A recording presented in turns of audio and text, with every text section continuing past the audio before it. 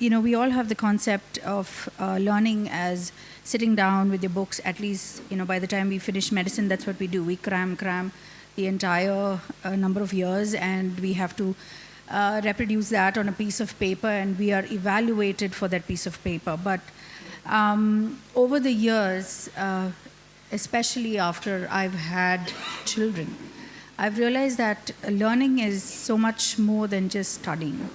And I think in a lot of ways, education, what we have had when we were kids, was probably the traditional way, and when there was not much thought given to it.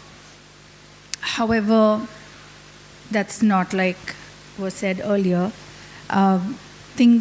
People are starting to talk about it. So there's a way that learning has changed. And learning, as ma'am said, yes, the teacher comes and speaks a few words, but I feel more than what the words that he or she speaks, I also think it's the way they react to the subject that is taught. And that has a lot to do with how the teacher, I would say, enacts the subject. Because to put it from a personal experience in her current school, she has a social studies teacher who's very dynamic and dramatic, if I may put it that way. So they have this activity called Springboard, which I thought was fantastic, where they actually have kids spring up ideas. They are allowed to talk about not the correct answers. They talk, anything will go.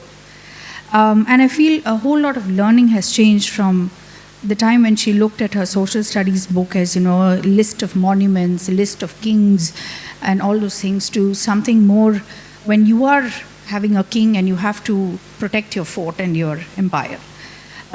So I feel that is where we are going towards, and that is what effective learning is about.